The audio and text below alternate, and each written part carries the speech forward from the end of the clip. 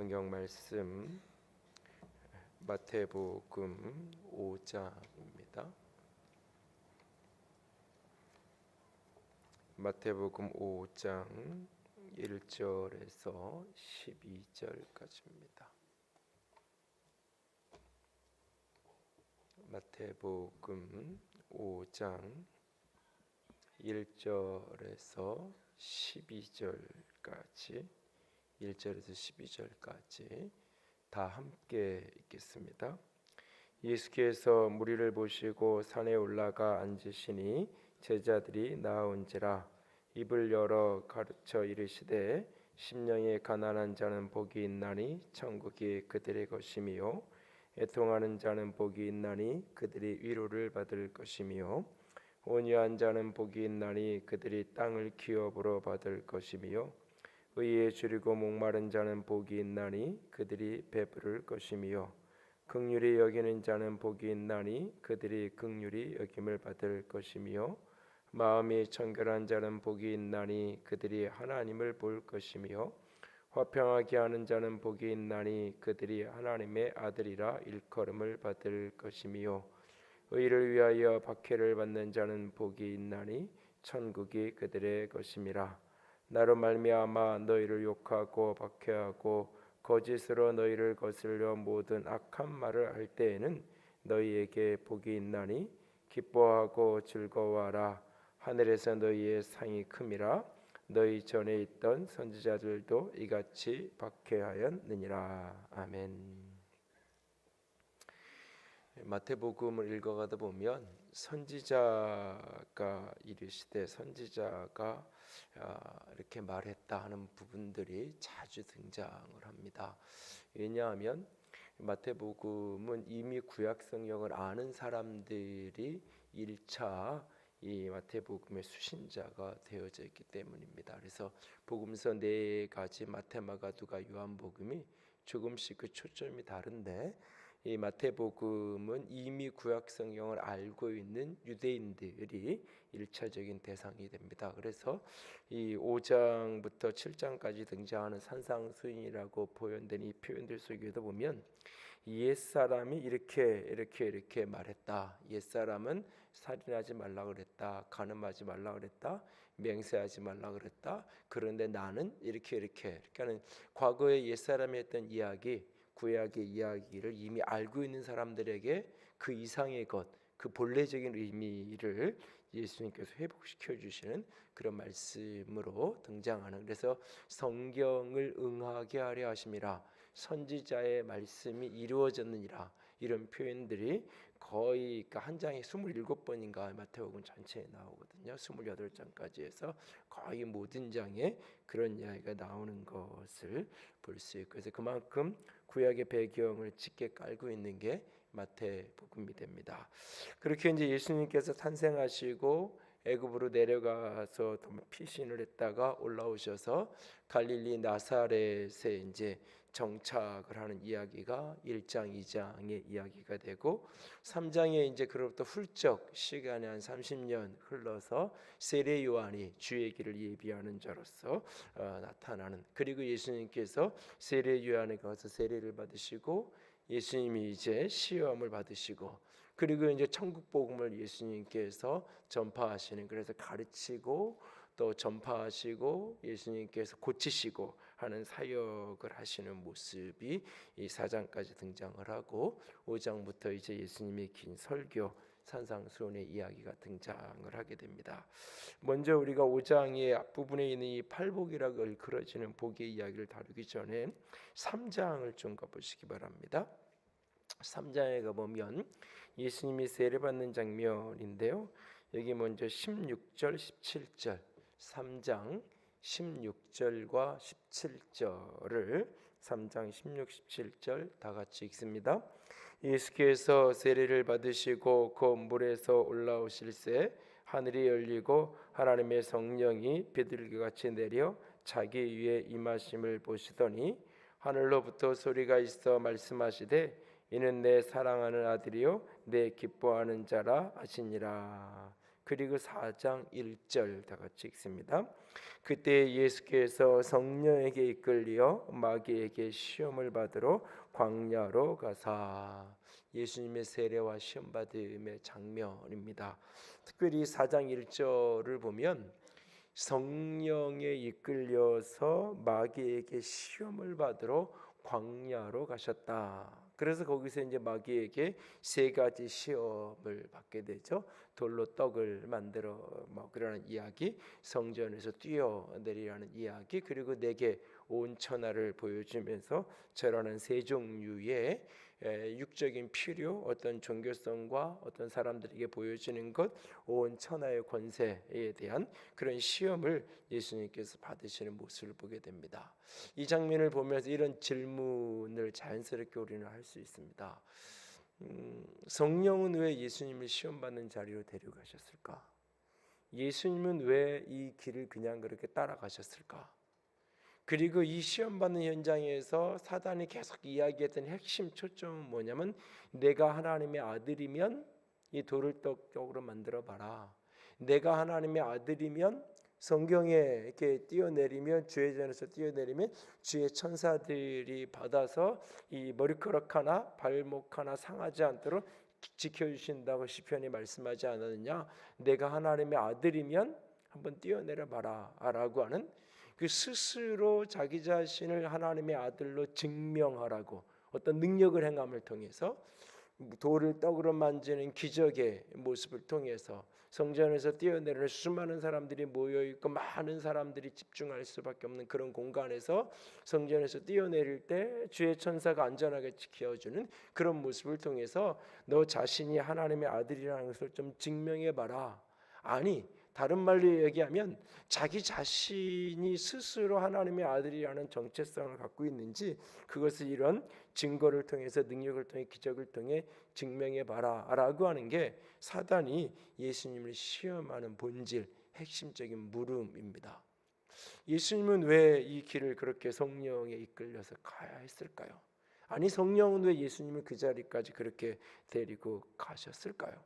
그리고 그 사단의 시험의 핵심, 하나님의 아들이면 그렇게 해라 라고 하는 돌로 떡을 만들고, 이게 예수님이 돌로 떡을 만들 수 있는 능력이 없었다면 그건 시험이 안 되죠. 능력이 없었으면. 내가 지금 뭐 다이어트 하기를 결심하고 저녁에 뭐 이렇게 9시 넘어서 아무것도 안 먹기를 결심했어요. 근데 집에 아무것도 없어요. 그러면 뭐 유혹이 안 되잖아요. 근데 식탁 위에 빵이 있고 식탁 위에 과자가 있어요. 그래서 내가 얼마든지 그걸 먹을 수 있는 기회가 내게 있어요. 그럴 때 너 먹고 싶으면 먹어라고 말할 때 이렇게 유혹이 되는 거잖아요. 예수님이 돌로 떡으로 만들 능력이 없었다면 사실은 이것은 전혀 유혹이 되지 않는 장면이에요. 근데 예수님에게 그 능력이 있어요, 분명히. 그런데 그것을 자기 자신을 위해서, 내가 하나님의 아들이라는 것을 증명하고 드러내기 위해서 그것을 사용해라 라고 사단은 계속 유혹을 하고 있는 모습을 보게 됩니다. 그리고 예수님은 이 유혹을 그대로 이겨내죠. 이 유혹을 이겨내게 했던 원동력, 에너지는 어디서 나온 것일까요? 그것은 바로 앞에 있는 예수님의 세례받는 장면을 유심히 좀 보아야 합니다. 예수님이 모든 사역을 출발하게, 사역의 첫 출발선에서 예수님께서 세례를 받게 되는 것을 보게 됩니다. 그런데 사실 이 세례는 요한의 세례, 회개에 이르는 세례예요. 그러니까는 이 예수님이 세례 받으러 오는 모습을 딱 보고는 요한이, 내가 당신에게 세례를 받아야 되는데 당신이 어떻게 나에게 세례 받겠다고 하느냐, 이거는 말도 안 되는 일이다. 예수님을 알아보고 그렇게 요한이 반응을 하죠. 그런데 하나님의 의를 이루기 위해서, 모든 의를 이루기 위해서 내가 세례 받는 것을 허락해라. 그래서 사실은 그 요한의 세례는 회개, 죄를 씻는 세례임에도 불구하고 예수님이 그 세례를 받으세요.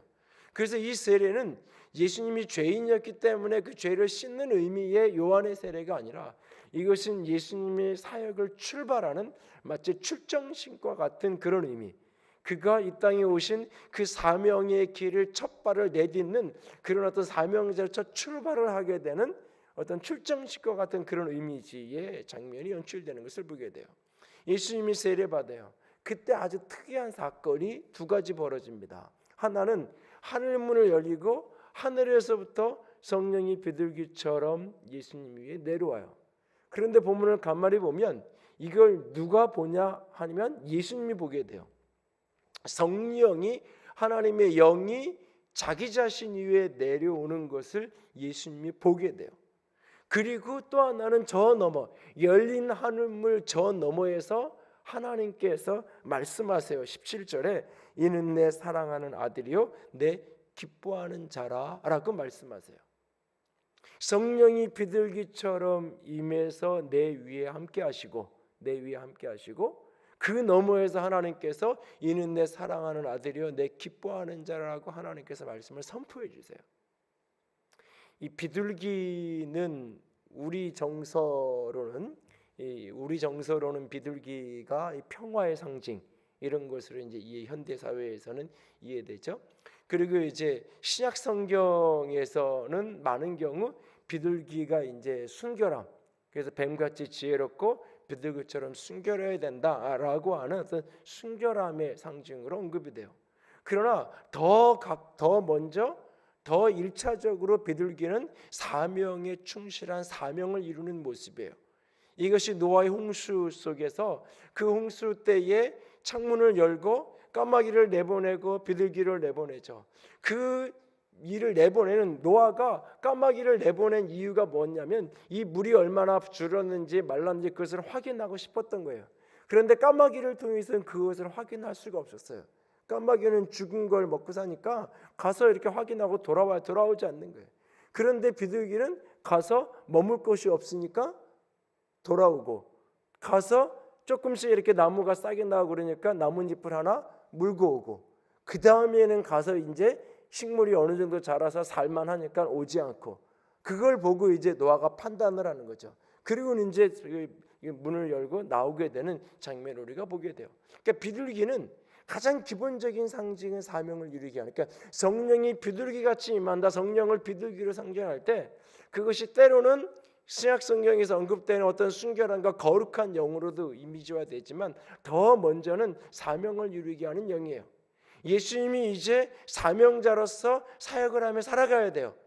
한 사람의 인간으로서 충실하게 온전한 사람이 되신 그 모습으로 30년을 사셨다면 이제 그는 하늘 영광을 보러 이 땅에 오신 하나님의 아들로서의 사명의 길을 가야 돼요. 그 출발의 궁극적인 선은 십자가의 죽음의 길이에요. 온 세상의 죄를 구원하는, 자기 백성을 저희 죄에서 구원할 자로서의 그 사명의 길을 그는 이제 걸어가야 돼요. 그 출발선에 그 사명을 이루게 하는 영, 성령이 비둘기처럼 그 위에 임하는 것을 자신이 보는 거예요. 누군가가 보고 확인하는 게 아니에요. 자기 자신이 확인하는 거예요. 이것이 내 능력과 내 힘으로 내가 이 길을 걸어가는 게 아니에요.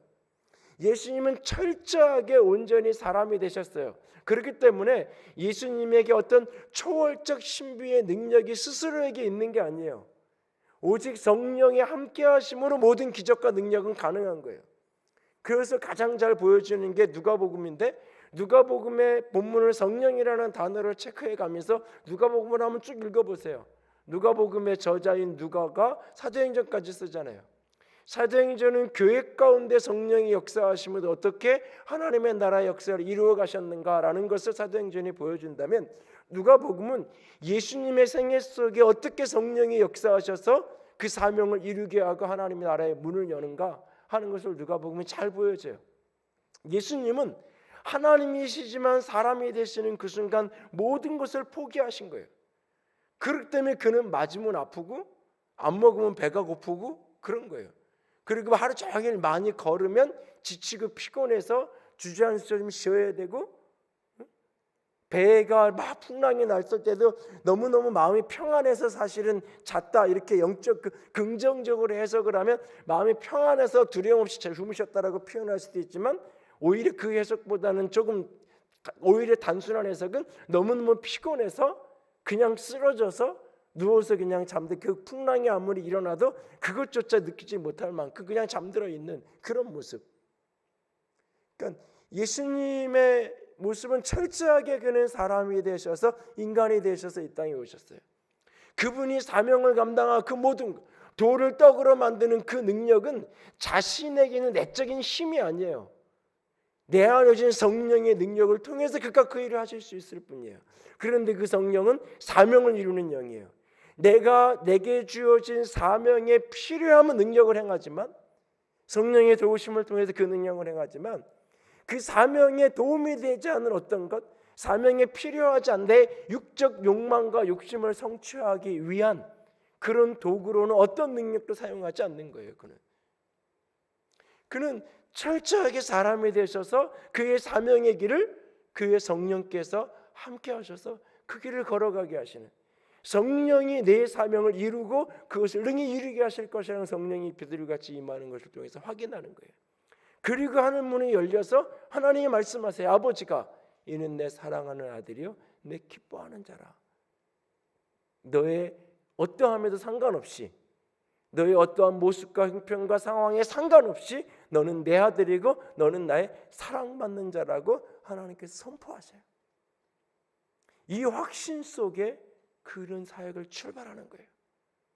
사역 가운데 어떤 일이 벌어져도, 사역 가운데 어떤 상황이 벌어져도, 심지어는 하나님의 존재가 완전히 부재하는 상황을 만나도, 하나님이 나를 완전히 버리고 외면한 것 같은 상황을 만나도 이 확신을 붙들고 뚫고 가는 거예요. 이 확신을 붙들고. 세상은 끊임없이 내가 하나님의 아들이면 기적을 행해보라고, 내가 하나님의 아들이면 십자가에서 내려오라고 마지막에 가면 그렇게 사람들이 유혹을 해요. 사단의 음성을 통해서. 십자가에서 내려오면, 능력을 통해서 십자가에서 초월적인 힘으로 내려오면 내가 너 믿어줄게 라고, 네가 하나님의 아들이라는 거 우리가 너 믿어줄게, 능력을 보여주면. 십자가에 선 그날도 세상은 그렇게 수많은 사람들이 고개를 절레절레 흔들고 조롱하면서 예수님에게 그렇게 이야기해요. 그러나 예수님은 흔들리지 않아요. 여전히 나는 사랑받는 자고 나는 하나님의 아들이라는 확신, 그리고 오늘 이 시험의 길을 걸어가는 거예요. 이 시험은 하나님이 나를 향한 신뢰의 표현, 아버지가 나를 믿는 믿음의 표현, 나를 함정에 빠뜨리기 위해서 이곳을 데려가는 게 아니라, 함정을 파놓고 그 함정 속에 빠뜨리기 위해서 나를 이곳에 데려가는 것이 아니라, 나를 향하여서 나를 신뢰하는 믿음의 표현, 믿음의 고백, 그 길을 걸어가시는 것을 그늘하는 거예요. 나를 사랑하시는 그분이 나를 향한 사랑의 표현과 신뢰의 표현 속에서 이 길을 걸어가는 거예요. 나는 능히 이것을 이길 수 있고 이것을 극복할 수 있고 이것을 승리할 수 있다는 그 믿음 속에 나의 그 길을 걸어가는 거예요. 여러분이 아이를 믿으면 여기에 식탁 위에 이렇게 과자를 놔두고 그 아이가 엄마가 그거 먹으면 안 된다, 그거 오빠 거다, 그거 아빠 거니까 건들지 마라 라고 이야기하면 그 아이가 그 말을 순종할 걸 믿으면 그냥 식탁에 놔둔 채로 그 아이에게 그거 손대지 마, 먹고 싶어도 먹으면 안 돼 라고 말해요. 그 아이를 믿으면. 그 아이를 못 믿으면 어떻게 해요? 거기다 놔두지 않죠. 그거 갖다가 그 아이 손 안 대는데 놔두든지 그거를 챙겨가지고 가지고 나가든지 대책을 세우죠. 그 아이를 못 믿으면. 그 아이를 못 믿는데, 그리고 그 아이는 그것을 순종할 능력이 없는데 그 아이에게 그걸 명령한다는 건 함정을 파는 거죠. 그리고는 너 이게 틀렸잖아, 너 하지 말라는데 왜 이렇게 했어, 그 아이를 좀 때려주고 싶은데, 그 아이를 좀 혼내고 싶은데 그냥 혼내면 명분이 없으니까 함정을 만드는 거예요. 그 아이가 넘어갈 수밖에, 빠질 수밖에 없는 늪을 만들어 놓고 너 먹지 말라니까 왜 먹었어 라고 야단치고 혼내려고 하는, 오늘 이 유혹은 그런 의미가 아닌 거예요. 이게 바로 처음 에덴에서 있었던 그 사건하고 연결이 되는 거예요.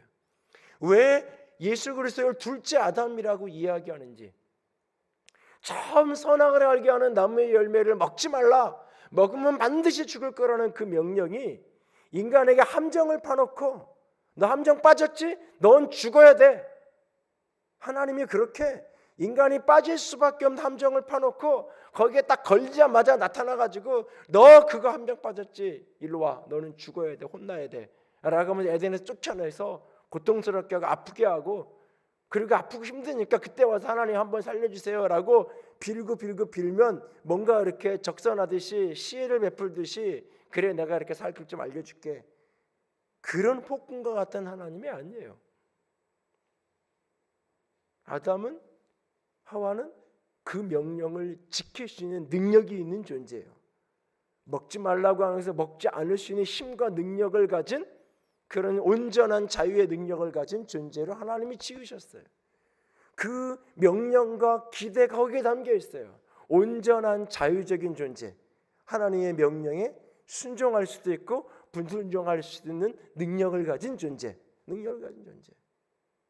여러분 곰곰이 생각해봐요. 아이가 이것을 놔두고 그 아이가 먹을 수 있는 안 먹을 수 있다는 절제력이 있다라고 부모가 그 아이를 믿어서 그걸 놔두고 이거 먹으면 안 된다라고 가는 그 아이하고, 부모가 보기에 그 아이는 그런 믿을 만한 자격이 안 된 애고 동시에 그를 내가 명령을 한다 그것을 지킬 만한 능력도 없어. 그래서 내가 이것을 챙겨가든지 이런 명령을 그 아이에게 안 시켜. 누가 더 성숙한 아이예요? 부모의 기준에 믿고 거기에 음식을 놔둔 채로 과자를 놔둔 채로 먹지 말라는 그 명령을 듣는 그 아이가 더 높은 수준의 아이인 거예요. 그렇게 부모가 믿고 기대하는 거예요. 하나님이 우리를 저 저급한 수준으로 만든 게 아니라고요. 반드시 그걸 따먹을 수밖에 없는 존재로 만든 게 아니에요. 낮은 수준에, 그래서 하나님이 막아둬야 되는 게 아니에요. 그러나 인간이 죄를 짓고 나서는 그런 수준이 되어버렸죠. 창세기 3장을 읽으면서 많은 사람들이 아담과 하와에 대해서 분노하지 않아요. 100이면 100 아담과 하와에 대해서 분노하지 않아요. 100이면 100 하나님께 대해서 분노해요. 가장 분노해야 될 대상은 아담과 하와고, 가장 분노해야 될 두 번째 대상은 사단이고 뱀이고, 그 다음에 물어야 될 질문이 하나님 근데 왜요? 이렇게 물어야 되는 게 상식적인 흐름이에요 사실은. 그런데 사람들은 대부분 이 앞에 두 가지는 묻지 않아요. 이는 뱀이 유혹해서라고 뱀에게도 사단에게도 분노할 줄 모르고, 아담과 하와에 대해서도 별로 왜 이런 죄를 졌는지, 왜 이렇게밖에 못했는지 안타까워하거나 책망하거나 꾸짖지 않아요. 오히려 그런 명령을 주시고 그런 상황을 만든 하나님께 분노의 대부분은. 왜냐하면 나라도 따먹을 것 같기 때문에 그래요. 내와 아담을 동일시하니까, 내가 그 상황에 있었어도, 내가 하와였어도, 내가 아담이었어도 이건 100% 따먹었을 거야. 맞아요. 우리는 그런 존재예요. 그래서 하나님은 우리에게 그런 명령을 안 해요. 그래서 죄 짓고 나서 에덴에서 쫓아내고 나서 생명나무의 길을 막잖아요. 생명나무의 길을 하나님의 그룹 천사를 세우시고 불 울타리를 쳐서 생명나무의 길을 가는 막잖아요. 인간을 더 이상 믿지 않는 거예요. 더 이상 하나님의 명령을 순종할 능력이 없는 존재가 돼버린 거예요. 그래서 하나님이 막는 거예요. 처음부터 그런 존재였으면 처음부터 생명나무로 가는 길과 선악을 알게 하는 나무로 가는 길을 처음부터 막았을 거예요. 하나님은 인간이 그걸 순종할 수 있는 능력 있는 존재로 지었기 때문에 그 길을 열어두었던 거예요. 그러나 하나님께 불순종하고 사단에게 순종하고 사단의 종이 되고 나서 결국 죄가 들어오고, 그러고 나서는 하나님의 명령에 순종할 능력이 없어졌어요 우리에게. 그러니까 이제 생명나무의 길을 막는 거예요. 죄된 상태로, 사단의 종이 된 상태로 생명나무의 열매를 먹어서 영생하게 될까 봐, 영원한 지옥 백성이 될까 봐 생명나무의 길을 가는 길을 주의 천국을 통해서 막는 거예요. 그리고 막아놓고 우리를 구원할 다른 방도를 그분이 찾아가시는 거예요. 그리고 둘째 아담이 이 땅에 오시는 거예요. 예수 그리스도. 그도 오늘 동일하게 그 자리에 서시는 거예요. 예수님이니까 이게 유혹이 전혀 안 될 거야. 사람들이 그렇게 생각을 해요. 그래서 이 유혹이 유혹이라고 잘 생각하지 않아요 사실은. 그러나 예수님에게도 이것은 유혹이에요. 십자가 없는, 고난 없는 온 세상이 주인이 될 수 있는 길, 지난주에 마태복음의 핵심이 예수 그리스도가 왕으로 오신 거라고 그랬잖아요. 그래서 그 왕권이 마태복음 28장에 하늘과 땅의 모든 권세를 내게 주셨으니 그 권세가 회복됐다라고 얘기하잖아요. 근데 이 시험 중에 세 번째 시험이 뭐예요? 온 천하가 다 내려다 보이는 천하의 가장 높은 곳으로 데리고 가서 사단이 이야기해요. 나한테 절하면 이 모든 세상의 권세를 내가 너에게 주겠다고 이야기해요. 이 말은 거짓말이 아니에요. 거짓말이 아니에요. 누군가가 제 걸 가지고 가서, 제 볼펜을 누군가가 가지고 가서, 이거 내가 이렇게 내 퀴즈 낼 테니까 그거 맞추면 내가 이거 줄게 라고 이야기하면, 야 그거 네 거 아니잖아. 목사님 거 가지고 왜 네 맘대로 그걸 준다 그래. 거짓말하지 마. 시험거리가 아닌 거예요. 사단이 온 세상의 권세를 내가 너에게 줄게, 이게 사단의 말이 거짓말이면 거짓말하지 말라고, 속이지 말라고 떠나가라 그러면 끝이에요. 그게 거짓말이면. 근데 그 말이 진실이에요. 하나님은 세상을 다스리는 권세를 인간에게 주었어요. 온 세상을 창조하시고 하나님 닮은 존재를 형상으로 만드신 사람에게 그 세상을 다스리는 통치권을 주었어요. 땅을 정복하고 다스리는 모든 권세를 인간에게 주었어요. 그리고 그 권세로 인간은 온 세상의 동물들의 이름을, 아담이 모든 생명체들의 이름을 짓는 것으로 온 세상을 향한 통치권을 행사했어요. 그런데 그 사람이 스스로 사단의 종이 되었어요. 하나님의 명령과 사단의 유혹 가운데 하나님의 명령을 듣기를 거절하고 사단의 명령을 듣기를 순종하고 사단에게 종이 된 거예요. 그러므로 우리는 그 모든 세상의 권세를 사단에게 내어 바친 거예요. 그래서 사단을 가리켜서 공중권세 잡은 자, 이 세상 신이라고 예수님도 말씀하시는 거예요. 이 세상 임금이라고 얘기하는 거예요. 권세를 가지고 있어요. 그걸 그냥 주겠다는 거예요. 내 앞에 절하면. 주 너희 하나님을 시험하지 말라고, 말장난하지 말라고 얘기하는 거예요. 그 권세를 깨트리기 위해서, 사단의 권세를 깨트리기 위해서 그가 십자가에 그 길을 가시는 거예요. 십자가에 죽으시고 우리의 죄의 속죄의 제물이 되시고 부활하심으로 사망의 권세를 깨트리셔서 사단의 권세를 깨트리는 거예요.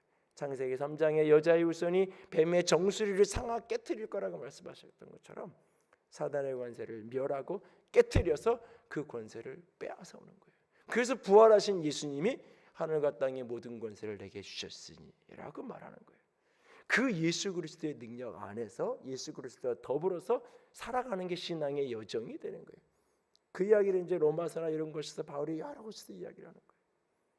그런데 오늘 예수님이 이 십자가의 길을 걸어가는, 이 사명의 길을 걸어가는 이 출발선에서 그 수많은 유혹과 수많은 사건을 이겨낼 수 있는 가장 중요한 키가 두 가지인 거예요. 성령이 나와 함께 하신다는 것, 사명을 이루게 하시는 그리스도의 영이, 그 영이 성령께서 나와 동행하시고 이 모든 것들을 이루어 가실 거라는 그것. 그리고 어떠한 순간, 어떤 상황, 어떤 때에도 나는 아버지의 사랑받는 자요, 아버지의 기뻐하는 자라는 이 확신. 그리스도인이 사명의 길을 걸어가는데 이 두 가지가 필요한 거예요. 내 능력, 내 자원, 내 힘으로 이루어가는 것이 아니라 성령의 능력, 그리스도의 능력으로 이루어간다는 이 확신. 그분이 나와 함께 하시고 그리스도의 영이 궁극적으로 성령께서 내게 주신 사명을 궁극적으로 이룰 거라는 그 믿음, 성령에 붙들린, 그리고 또 하나 분명한 자기 정체성. 나는 하나님의 사랑받는 자요, 나는 하나님의 기뻐하는 아들이라는 이 정체성. 이 정체성을 잃어버리는 순간 끊임없이 환경으로 하나님을 판단해요. 내가 기대하는데 무엇인가 이루어지면 하나님은 내 하나님이고, 내가 기대하는 대로 뭔가 펼쳐지면 하나님은 좋은 분이고, 하나님이 좋은 분이라는 얘기는 거꾸로 이야기하면 하나님이 나를 좋아하셔, 하나님이 나를 기뻐하시지, 이렇게 생각하는 거예요. 끊임없이 그 확신이 없으면 신앙생활의 모든 것을 사랑받기 위해 하는 거예요. 사랑해서 하는 거하고 사랑받기 위해서 하는 거는 전혀 틀린 거예요. 내가 사랑받으니까 사랑받는 그분을 나도 사랑해서 내가 신앙하는 거하고, 내가 예배를 드리든지 헌금을 하든지 봉사를 하든지 무슨 일을 하든지 그분이 나를 사랑해서 내가 사랑받는 자이기에 나도 그분을 사랑해서 사랑에는 응답을 사랑으로 해야 되는 거예요. 사랑의 응답은 내가 누군가를 사랑한다고 할 때 그 속에서 기대하는 게 있다면 사랑이 돌아오기를 기대하는 거예요. 어떤 의무, 어떤 책임감, 그것을 기대하는 게 아니에요. 내가 사랑을 누구에게 주었을 때는 그 사람이 내게 사랑을 반응하기 원하는 거예요. 그것이 어떤 행위랑 상관이 없어요. 그저 내가 준 사랑을 사랑으로 받아들이는 게 사랑이고 그 사랑에 응답하는 걸 원하는 걸 뿐이에요. 그래서 하나님이 나를 사랑한다는 걸 믿고 확신하기 때문에 그 사랑에 대한 표현으로 나도 그를 사랑하는 고백으로 내가 계명도 지키고 예배도 하고 주님을 향해 희생 건신의 삶을 살아가는 그 모든 것이 사랑하기 때문에, 사랑받고 사랑하기 때문에, 그가 나를 기뻐하고 내가 그의 아들이기에 하나님의 나라 백성으로서 하나님의 아들로서 아들다운 삶을 살아가기 위해서 몸부림치는 거예요. 세상 속에서. 그것하고 내가 사랑받기 위해서 하나님의 사랑받는 자가 되고 싶어서 애쓰는 거하고, 내가 하나님의 아들의 무리 속에 들어가고 싶어서 내가 하나님께 버림받지 않는 존재가 되기 위해서 예배하고 기도하고 봉사하고 헌신하는 거하고 신앙의 차원이 본질적으로 다른 거예요.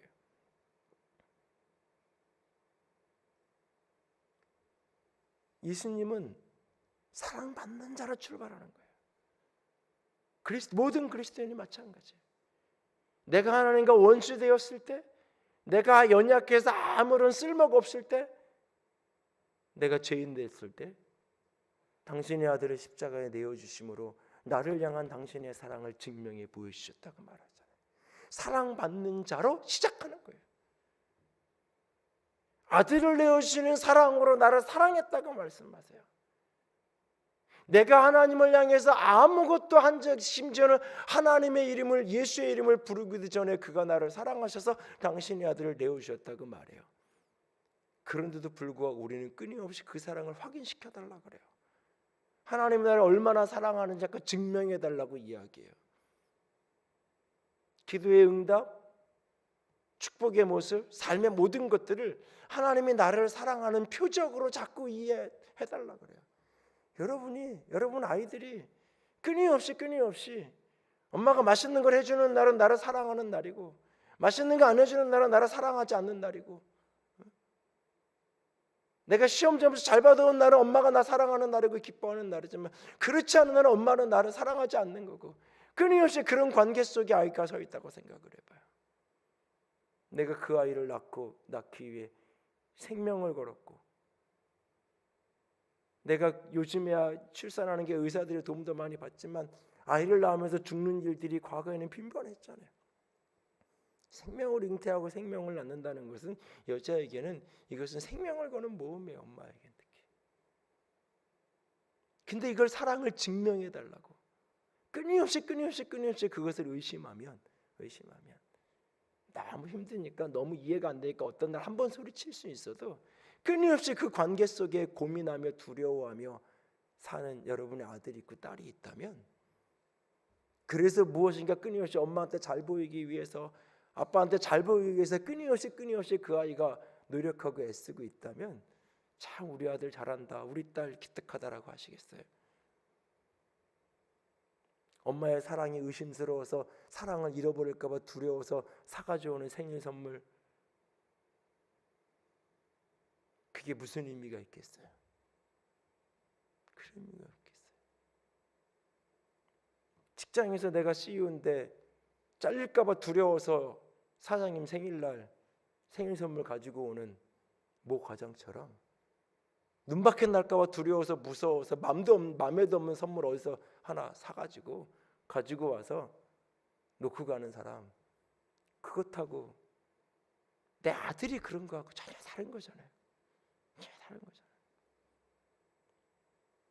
예수님은 이 정체성이 분명하기 때문에 사명의 길을 끝까지 갈 수 있었던 거예요. 그 겟세마네 그리고 십자가에서 나의 하나님 어찌하여 나를 버리셨나이까, 하나님이 완벽하게 침묵하시고 얼굴을 버린 지옥이 경험되어지는 그 순간, 하나님의 부재의 순간에도 하나님의 사랑을 믿었기 때문에 끝까지 그 길을 갈 수 있었던 거예요. 오늘 우리로 하여금 끝까지 포기하지 않고 사명을 이루게 하는 것은 바로 이 두 가지예요. 성령이 내 안에 함께 하신다는 사실. 나는 그분의 능력, 그분의 도움, 그분을 의지하면서 이 길을 걸어가는 거예요. 그분과 함께. 그 속에서 끊임없이 자기 정체성. 나는 사랑받는 자요. 나는 사랑받는 자요. 난 하나님의 기뻐하는 아들이라는 이 정체성. 이 정체성을 우리는 끊임없이 놓치지 말아야 돼요. 놓치지 말아야 돼요. 이 정체성이 흔들리면 흔들릴 때마다 우리는 사단의 유혹 앞에 넘어지고 쓰러질 수밖에 없어요. 내가 어떤 시험을 당하고 위기를 당하고 어려움을 당했다면 그건 하나님이 나를 버린 증거가 아니에요. 그게 혹 내가 죄 때문에 당한 어려움이라 할지라도 그것은 사랑의 증거예요. 징계가 없는 것은 사생활하고까지 성경은 그래서 얘기하잖아요. 어떤 고난도 어떤 어려움도 하나님의 나를 사랑하지 않는 증거가 결코 아니에요.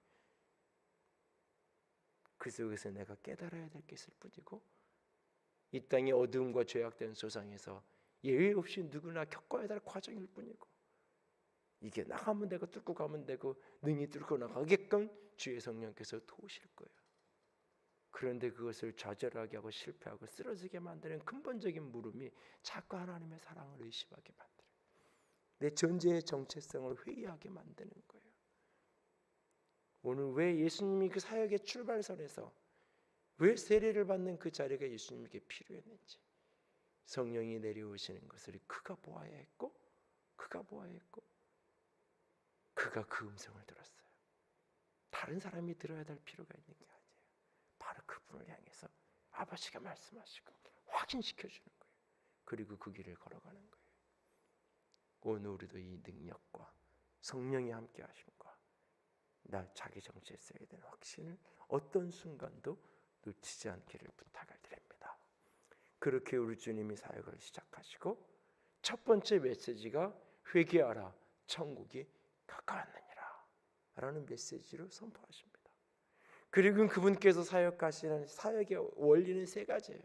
그분께서 사람들을 가르치시고 회당에서 사람들을 가르치시고 이 마을 저 마을을 다니면서 복음을 천국 복음을 전파하시고 온갖 연약한 사람들 귀신의 질병에 고통받고 아파하는 사람들을 고치고 이것이 교회가 그리스도를 따라가는 교회가 해야 될 일인 거죠. 가르치고 복음을 전하고 고치고 회복하는 일. 그리고 그분께서 오늘 팔복산에 오르셔서 사람들에게 산상수훈의 설교를 하세요. 그 첫 번째 설교가 8가지 복에 대한 이야기예요. 이 복에 대한 이야기는 다 존재에 대한 이야기예요. 이 복에 대한 이야기는 소유에 대한 이야기가 아니에요. 심령이 가난한 자는 복이 있나니 천국이 저희 것이며 심령이 가난한 게 조건이 돼서 심령이 가난한 사람이 되면 너에게 복이 올 거다. 어떤 복이 올 거냐면 천국이 너에게 될 것이 올 것이다. 그러니까 심령이 가난한 자는 복이 있나니 천국이 이 천국이라는 게 복으로 너에게 주어질 거다. 이런 뜻이 아니에요. 애통하는 자는 복이 있나니 저는 위로를 받을 것이요. 애통하는 자의 삶을 살면 그에게 복이 오는데 어떤 복이 오느냐? 위로를 받게 되는 그런 복이 오게 될 거다라는 이야기가 아니에요. 심령이 가난한 그 사람이 복 있는 사람이에요. 너 심령이 가난한 자여 너는 복되도다. 원문은 복되도다 너 심령이 가난한 자여 너에게 천국이 있을 것이다. 내가 애통하는데 울고 있는데 거기에 위로가 이렇게 찾아오면 복을 받은 거고 위로가 오지 않으면 복을 못 받은 게 아닌 거예요. 내가 평화를 이루는 화평케 하는 온갖 분열되고 깨어진 곳마다 다니면서 화평을 만들고 사는데, 화평을 내가 만들었더니 누군가가 나에게 너 진짜 하나님의 아들이다 라는 칭찬과 인정이 따라오니까 내가 복받은 사람이구나, 이게 아니에요. 내가 화평을 만들고 사는데 때로는 욕이 오기도 해요. 내가 애통해서 우는데 때로는 나를 누군가가 짓밟기도 해요. 세상에서 오히려 더 조롱하기도 해요. 때로는 온유한 자가 땅을 차지한다 그러는데, 온유했더니 내가 참고 인내하고 내가 쓸 수 있는 권세와 힘을 다스리고 절제하며 살았더니 오히려 세상에서 힘없는 자인 줄 알고 더 무시하고 더 갈시하고 내 땅까지 때로는 빼앗기기도 해요. 이 세상의 법칙으로는. 이게 지금 땅의 법을 이야기하는 게 아니에요. 내가 온유하게 살면 세상에서 많은 땅들을 얻을 수 있을 거라고. 조건절이 돼서 온유한 사람에게 결과적으로 땅을 얻게 되는 복이라는 내용이 오게 될 거다라는 이야기를 하는 게 아니에요. 본문은 지금 하나님이 주시는 복은 조건적인 복이 아니에요. 소유적인 복이 아니에요. 무엇인가를 갖게 되는 게 복이 아니에요. 내가 그런 존재인 것 자체가 축복이라고 말하는 거예요. 심령이 가난한 상태에 놓여지는 것 자체가 복이에요. 그 자체가. 왜? 그 사람에게 하나님의 나라, 천국이 경험될 거니까. 오늘 애통하며 살아가는 거, 애통할 일이 있는 것, 그것 자체가 복이에요. 그에게 하나님의 위로하심이 부지, 위로를 하고 위로를 받는다는 것이 무엇인지 경험되게 되어질 거예요. 그 존재 자체, 그 상황 자체가 복이라고 우리에게 이야기하고 있는 거예요. 복 있는 사람이 되는 것에 성경은 그래서 관심이 많은 거예요. 그래서 복 있는 사람은으로 시작이 되는 거예요. 복을 찾고 무엇인가를 소유하는 것으로 애쓰지 마세요. 창세기 1장에 사람을 향하여, 사람을 처음 지어진 대상을 향해, 인간을 향하여서 하나님이 하셨던 첫 번째 행위가 복을 주는 거예요. 사람됨 자체가 복이에요. 하나님 앞에 서는 게 복이에요. 복 주셔서 우리에게 온 대상을 다스리고 정복하라는 권세를 우리에게 주셨어요. 그것이 시작이에요. 우리는 끊임없이 무엇인가를 자꾸 가진 것을 비교하면서 복받은 사람을 자꾸 진단하려고 그래요. 그래서 가진 게 많은 사람은 복을 받은 사람이고, 소유가 적은 사람은 복이 없는 사람이고, 자꾸 그 소유의 개념으로 복을 자꾸 환난해서 자꾸 이해하려고 해요. 우리가 하나님께 구하는 복도 대부분 소유의 복이에요. 아니요. 소유는 주어질 수도 있고 그렇지 않을 수도 있어요. 하나님이 우리에게 주시는 복의 거의 대부분은 내가 어떤 존재가 되느냐라고 하는 거예요. 존재가 되느냐. 내 상황이 어떤 상황에도 불구하고 내가 그 속에서 나를 다스리고 내 힘과 능력을 다스릴 수 있다면 그것이 복이에요. 그것이 복이에요. 내가 어떤 상황 속에서 이 세상의 수많은 유혹과 어둠 속에서도 내 심령을, 내 삶을 청결하게 깨끗하게 자신을 지켜가고 갖고 갈 수 있다면 그것이 복이에요. 그것이 복이에요. 그 결과가 어떻게 되어지느냐, 그 결과로 무엇이 얻어들이냐, 그것은 다 2차적인 문제예요. 2차적인 문제예요. 마음이 청결하면 하나님을 보게 될 거예요. 그런데 그게 마음이 청결하면 하나님을 보게 되는 게 언제 어떻게 이루어질지 우리는 알지 못해요. 그저 내가 마음이 청결하고 깨끗할 수 있다면 그게 복인 거예요. 의를 위하여 핍박받는 자가 복 있는 사람이라고 말해요. 나를 위해 욕먹는 사람이 복 있는 사람이라고 말해요. 주님을 위해서, 주의 나라를 위해서 내가 욕먹을 수 있고 손해받을 수 있다면 그것이 복이라고 우리에게 말해요. 그런 존재로 살아갈 수 있는 게 축복이라고요. 아무에게나 그런 기회가, 아무에게나 인생에서 그런 축복의 기회가 찾아오는 게 아니에요. 욕먹고 싶다고 욕먹으시는 게 아니에요, 사실은. 내가 잘못, 내 실수, 내 허물로 욕먹는 게 아니라 주님 때문에 욕먹는다는 것, 이게 하고 싶다고 되는 게 아니에요. 이게 사실은. 그래서 사도행전의 제자들은 기뻐하잖아요. 그리스도의 이름으로 능력받는 것을 너무너무 기뻐하면서 나를 예수님과 동급으로 취급한다 이렇게 여기는 거잖아요. 예수님을 핍박하듯이 나를 핍박하니까 나를 예수님처럼 비슷한 수준으로 대우해 주네. 너무너무 행복한 거예요. 기뻐하는 거예요. 그러면서 오히려 더 나가서 열정적으로 복음을 전하고 있는 거예요. 복이라는 것을 소유의 개념, 고난도 없고 어려움도 없고 내가 원하는 것마다 다 이루어지는 게 복의 우선적인 개념이 아니라고요. 오늘 나는 어떤 복을 꿈꾸고 있는지, 여러분 자신이 무엇인가를 가진 사람으로서 복을 소유한 사람이 되길 꿈꾸는 게 아니라 내가 복이 되는 사람이 될 수 있기를 원합니다. 아브라함에게 주님이 하셨던 말씀처럼 내가 복이 될지라. 사실은 개역 한글파 번역이 더 좋은 번역이에요. 복의 근원이 될지라. 너를 말미암아 복이 흘러가는 존재, 복의 통로가 되어질 거라고. 내가 하나님의 복이 될 거라고. 그렇게 복 있는 사람, 시편의 첫 문이 복 있는 사람은 존재에 대한 이야기로 시작이 되잖아요. 저 여러분이 그런 존재로, 그런 사람으로 주 앞에 서게 되는 축복이 있기를 원합니다. 오늘도 이 말씀을 매일마다 큐티하고 묵상하면서 예수님의 생애를, 특별히 산상수훈의 내용을 계속 들여다보면서 복 있는 존재, 복 있는 사람이 어떤 존재인가를 다루고 있는 부분들을 가슴 깊이 보면서 믿음의 걸음을 멈추지 않고 떼어갈 수 있기를 주님의 이름으로 부탁을 드립니다. 찬송가 찬양 한장합시다. 예전에 참 많이 부르던 찬양인데 요즘에 잘 안 부르는데요. 찬송가 28장, 이 가사 노랫말들을 좀 기억하면서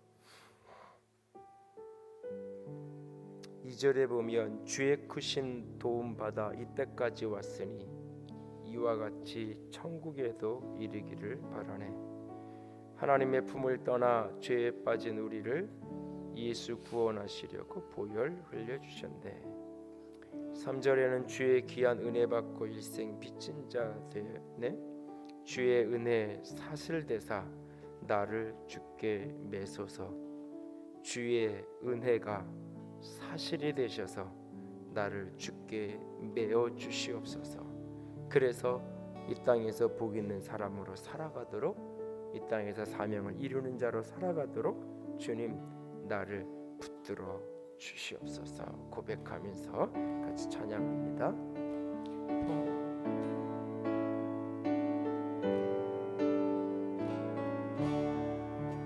복의 근원 강림하사 찬송하게 하소서. 한량 없이 자비하심 증량할 길 없도다. 천사들의 찬송가를 내게 거르치소서.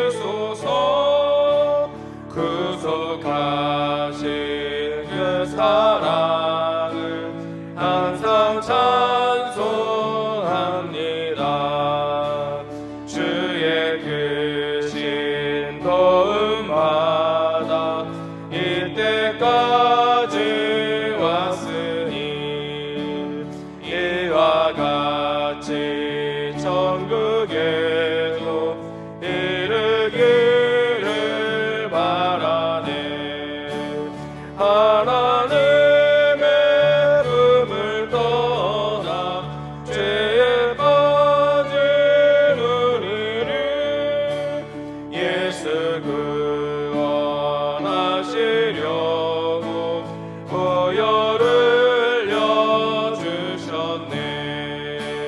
주의 귀한 은혜 받고 일생 빚진 자 되네. 주의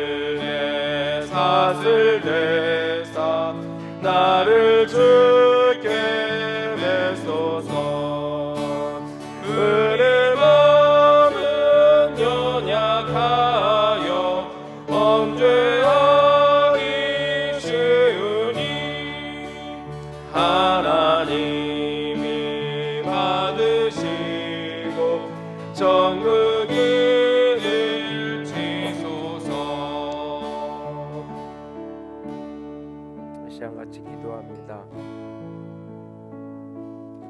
하나님, 가장 큰 복은 내가 하나님의 아들 된 것이며, 가장 큰 복은 내가 하나님의 기뻐하는 자가 된 것이며, 주님이 내게 허락하신 가장 좋은 것은 그리스도의 영을 비둘기같이 그 영을 우리에게 충만케 하신 것임을 내가 믿습니다. 오늘도 무엇인가 없는 것 때문에 내 손에 잡혀지지 않은 그 무엇 때문에 아버지, 나는 복 없는 사람이라고, 나는 때로는 저주받은 인생이라고, 쓸모없는 인생이라고, 실패한 인생이라고 스스로를 학대하며 비난하는 자리에 서지 않게 하시옵소서. 오늘 나의 어떠함에도 상관없이 나의 심령이 가난한 자의 자리에 있다면, 오늘도 내가 오늘 평화를 만드는 자로 서 있다면, 오늘도 내가 복음 때문에 누군가로부터 욕을 먹고 비난을 받을 수 있다면, 오늘도 내가 내 욕망을 다스리고 절제하는 온유한 심령으로 살아갈 수 있다면, 오늘도 내 마음이 조금이라도 청결해지고 조금이라도 깨끗할 수 있다면, 그것이 바로 내가 복 있는 자임을 잊지 않게 하여 주시옵소서. 주님, 주 앞에 영광된 자로, 복의 통로로 복된 자로 살아가게 하여 주시옵소서. 같이 기도합니다. 사랑의 하나님, 영광의 하나님, 주님만을 찬양합니다. 주의 영광과 주의 사랑하심만을 온전히 붙들고, 아버지 하나님, 영광의 백성으로, 사랑의 백성으로, 예 주님 한 걸음 한 걸음 나아가기를 간절히 원합니다. 아버지, 우리를 붙들어 주시옵소서. 나의 마음이, 나의 영이, 나의 중심이 오직 주님만을 사랑하는 자로 서기를 합니다. 주의 생명과 주의 사랑하심과 주의 거룩하심과 예수님 주의 아름다우신 가운데 한 걸음 한 걸음 영광의 길을 걸어가기 원합니다. 생명된 소망으로, 생명된 사랑으로, 생명된 능력으로 걸어가기로 작정합니다. 아버지, 받아주시옵소서. 아버지 영광의 빛으로, 사랑의 빛으로, 은혜의 빛으로 충만하게 주의 백성들을 붙들어 주시옵소서. 인생이 어떠한 시즌에도, 인생이 어떠한 순간에도 주님만 붙들고 바라보는 영광의 사람들이 되어지도록 예수님 주께서 붙들어 주시옵소서.